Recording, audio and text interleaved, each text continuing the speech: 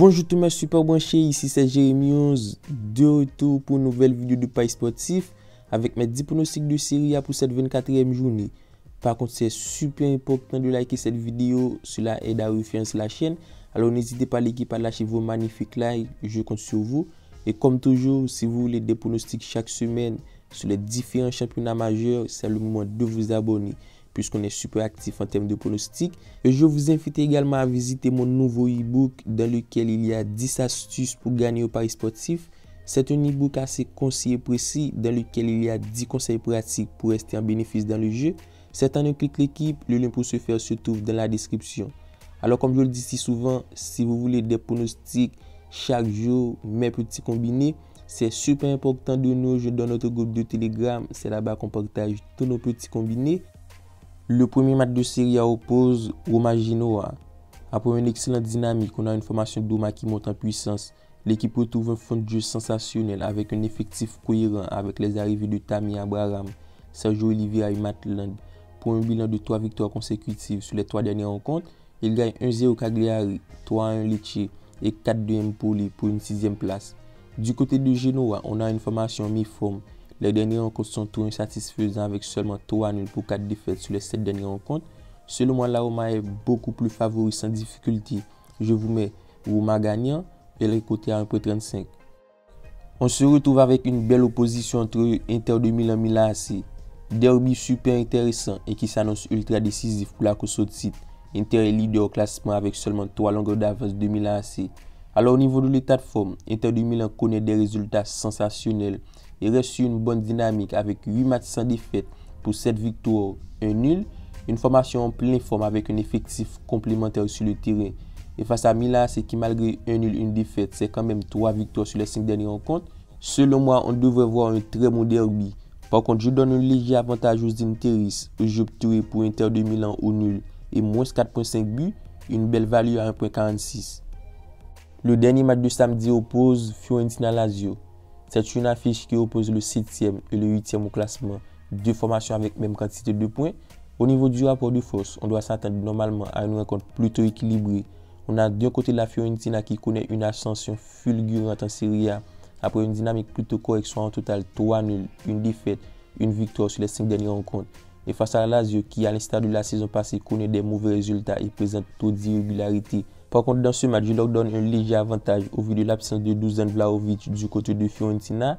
Selon moi, Vlahovic c'est la tour forte de cette attaque et sans sa présence, je vous mets Lazio au nul. Elle est quand même bien cotée à 1,58. On passe au match de dimanche qui oppose Atalanta Cagliari. Match super déséquilibré au vu des absents. La cote de la victoire d'Atalanta est donnée à 1,25. Le nul à 6,60 et la victoire de Cagliari à 10,50. Sur les 5 dernières rencontres d'Atalanta, c'est 3 nuls, une victoire, une défaite. Une dynamique plutôt insatisfaisante vu les récents résultats. Par contre, Cagliari, c'est 1 nul, 2 défaites, 2 victoires sur les 5 dernières rencontres. Une dynamique plutôt intéressante, mais pour autant dans ce match, les importants Strootman, Joao Pedro, Grassi seront pas de la partie. Du coup, je vois Atalanta largement favori et j'opterai pour une victoire en première mi-temps. Elle est donnée à 1,65. Bologne-Empoli, match de milieu de tableau entre le 13e et le 12e au classement. Au niveau du rapport de force, ce sont deux formations qui restent sur une défaite. Du côté de Bologne, la dynamique reste catastrophique pour 4 défaites, une victoire sur les 5 dernières rencontres. Par contre, du côté des promus, après une bonne dynamique, ça reste sur de mauvaises perfs avec 3 défaites, 2 nuls sur les 5 dernières rencontres. Alors au niveau du rapport de force, les rencontres entre Bologne et Empoli sont souvent animées. Ce fut le cas sur les 4 dernières rencontres avec les deux équipes marques. Selon moi, ce sera le cas. On devrait avoir du but. Sans difficulté, je vous pose les deux équipes marques et les côtés à 1,53. Le match suivant oppose Sampdoria à Sassuolo. C'est le 16e que soit le 11e au classement. Du côté de Sampdoria, la dynamique reste tout simplement catastrophique pour seulement 1 point plus sur les 5 dernières rencontres. Une formation en manque d'inspiration et surtout en manque de résultats au moment de recevoir Sassuolo, qui malgré de très bons joueurs avec la présence de Raspadori, Berardi, Samaka, présente trop d'irrégularités au niveau de leur jeu, avec 2 nuls, une victoire et une défaite. Selon moi, Sassuolo est 2 camps de Sampdoria. Par contre, je vous propose le plus de 2,5 buts. Elle est cotée à 1,59. Le match suivant oppose Venise-Napoli. C'est le 17e que soit le 2e au classement. Du côté de Venise, on a un promu qui connaît des résultats pas trop convaincants malgré des petits points obtenus sur la première partie de saison. Mais l'exercice sur la deuxième n'est pas si convaincant que ça avec déjà 2 défaites, 1 nul en Serie A. Et face à Napoli qui, malgré des moments faibles, reste sur une bonne dynamique avec 3 victoires consécutives, 1-0 contre Sampdoria, 2-0 Bologne et 4-1 contre Salernitana. Et vu le retour de l'attaque avec Osimhen, Enzini, Mertens, je vous mets Napoli gagnant, elle est cotée à 1,45. Udinese Torino, c'est le 15e que soit le 10e au classement. Au niveau de l'état de forme, Udinese reste sur 1-0 but partout contre Genoa. Par contre, la dynamique reste insatisfaisante sur les 5 dernières rencontres avec 2 nuls, 2 défaites, 1 victoire. Et face à Torino, une équipe qui monte en puissance en ce début d'année pour 3 matchs sans défaite avec 2 victoires, 1 nul. Alors c'est une formation qui joue un bon niveau de jeu avec du vrai potentiel en la présence de Brekalo en attaque. Selon moi, Torino a tous les moyens et mon pronostic va en faveur de l'équipe. Du coup, je opterai pour Torino au nul, une cote à 1,40. Le dernier match de dimanche oppose Juventus et Las Vérone. A l'instar de la saison passée, Juventus est dans une situation délicate, actuellement 5e au classement. L'équipe se retrouve à 11 points de retard du premier. Malgré les derniers résultats restent très convaincants avec 2 nuls, 3 victoires sur les 5 dernières rencontres. C'est le moment de se relancer pour aller chercher un top 3. Par contre, face à Las Vérone, la tâche s'annonce compliquée.